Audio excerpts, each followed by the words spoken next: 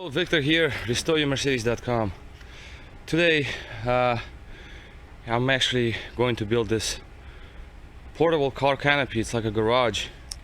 So this is Harbor Freight stuff, and this thing weighs 150 pounds. This is heavy stuff to carry around. I just brought it over in the back. Basically the concept here is, I knew it was more than 100 pounds because my girl weighs less than 150, so I can carry her around. This thing, I broke my back carrying around. I'm a skinny guy, so anyway, so what we're gonna do is we're gonna put it over here. Basically it's just for like jet ski storage and stuff, so, and some other things laying around, like, I don't know, a roof from the car. So anyway, so this is what we're gonna do. We're gonna build it up. I'm just gonna make like sort of a quick review of this thing and see what happens. So I just picked it up, you know, just put it in the car and whatnot. Let's just open it up, see what's in there. Okay, so what's here? Some sort of a canvas. You got some legs over there, I see. Not super heavy duty. It is heavy, but it's like your regular tarp type of material, plasticky.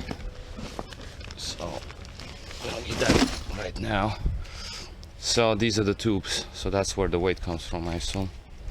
So this all has to be put together. So I'm gonna crack on this, get this kind of like the frame built, and then maybe I'll put in a couple of more videos of what's going on. Obviously I'm gonna build it on the ground. Maybe in the future, I'm not sure yet, maybe I'll put something on the floor, but again, this is a temporary thing, it's not permanent. So in here, in the back here, it should fit. So let's go ahead and start building it. I don't know what time it is right now, but I guess I'll let's see. I don't know if I can see what time it is right now. Well, anyway, it is daytime, put it that way. So if you have the last video at night, that means that it took me to build this thing about all day. So, but hopefully that's not gonna happen. So alright, so we'll make an addition to this video in a little bit. Okay. So it's been probably a couple of hours by now that I have this frame put up. So as you can see, it's pretty spacious and very high, very tall.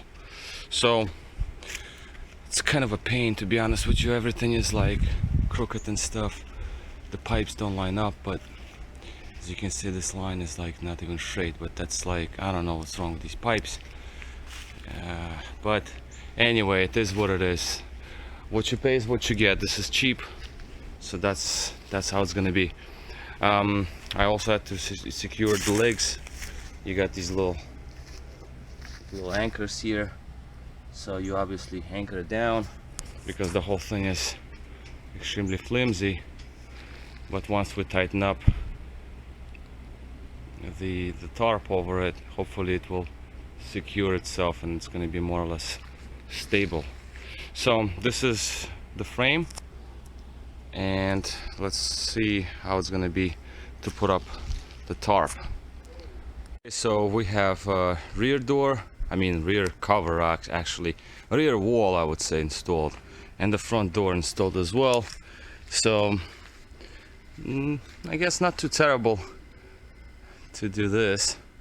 So I have front and rear doors installed. Now I was very dumb actually to put up the legs the other way, so they actually have to face inside the garage. So you do want to make sure that the legs face this way. Instructions weren't real clear until you get to the part where you install doors.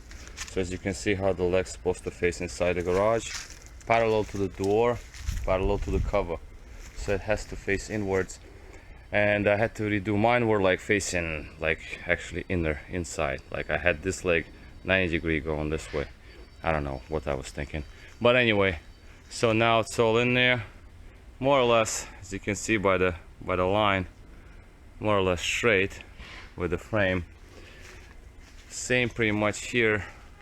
A fold line over there close to the frame. Seems okay to me. All right, so let's continue the roof installation. That's going to be the epic one because that's heavy and it has to be stretched over the frame. So hopefully I'll get it done fairly fast. Okay, so here is our finished product. Finally everything's installed. My grounds are not, the floor is not super straight, so it is what it is the way it turned out. It's a little bit to the side, but roof wasn't too terrible to pull with some ropes and stuff. Tubes installed on the bottom of the garage. It made it a little more rigid, those tubes down under. So actually right now it's like relatively rigid. I mean, the lines I tried to align as much as I can along with the center beam. As you can see, there's a yellow strip, so I guess that's where it's supposed to be centered at. So it's pretty good. I mean, it's pretty nice, I gotta say. It's decent. Ventilation is an issue, so it might be moldy in here because of the ground. The moisture will stay here, so I might have to do something with it, along with the floor situation. I'm gonna have to let it rain a couple of days. When the rain comes down, I want to see how much water and where water is going to enter, so maybe do something about that. But for now, the jet ski trailer fits just fine. I have some work tables here just to put stuff on, my ramps and some other crap that I have all over the place. And in the shed I can put some of this stuff, like I got some tires and wheels, and like those I can put somewhere under the table and let it be sitting outside versus inside. Now on the inside of that shed I can put on the the roof from one of the convertibles, and I actually have two roofs that I want to put in, but that's obviously dry, so that's where roofs are gonna go. But shed, jet ski is going to be winterized, and then I'll just put it in there. So this is basically the garage. What else can I point out? One person to install this, kind of a stretch, I would say. Two people obviously would have been way more helpful. I did it myself. I'm like about 150 pounds, so I mean, it's heavy stuff, is difficult a little bit for me. I also let these flaps to be outside versus tuck them in under, figuring that the rain is gonna drip down and it's just gonna leak outside versus on the inside. Of course some water is going to get in, but it's just the way it is. It's not your steel building or anything like that. The rear back is somehow higher than the front door. It doesn't seal well to the floor. That's sort of another issue. Well, we'll see what happens. When it rains, then I'll check. I stretched the roof. I made it tight. As you can see, it's quite tight. So I did the best I could on the roof, on the canvas itself. So it's pretty decent. The actual garage door, when it rolls down, it gives you a little lip on the bottom, whereas the rear wall, I would say, does not. As you can see, it's right at the edge, so you can see some outside right under the door. So I don't know if I over tightened it or whatever happened, but maybe I did over tighten it a little bit. I could have slacked it up a little bit, but again, this is not 100% sealed anyhow. It will never be, so it doesn't matter really. And for the money, you can't really go wrong. I paid how much I paid? $180.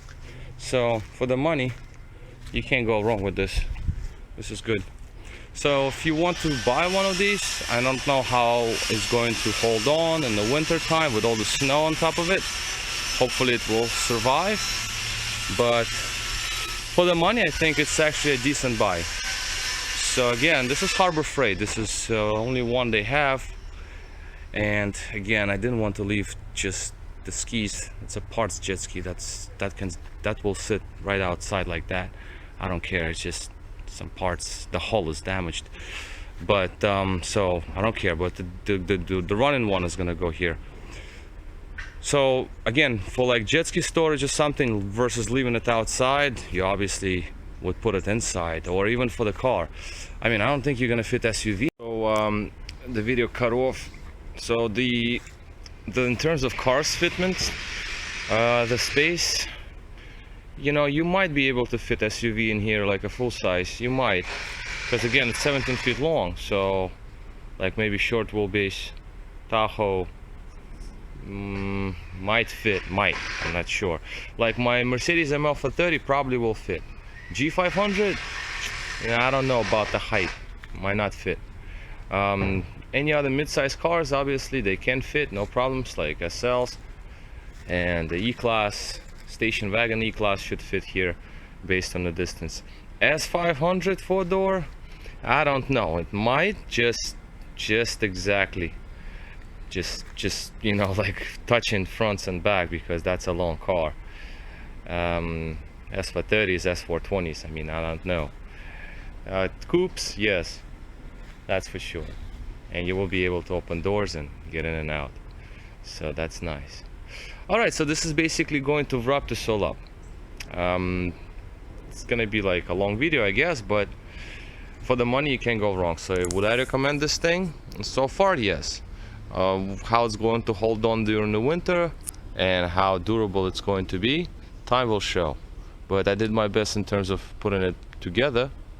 And construction wise, yeah, you know, what are you gonna do? It's like $180 garage. I mean, yeah, it's not you know, for the nice one obviously it's going to be double or triple the money, but for what it's worth, that's decent.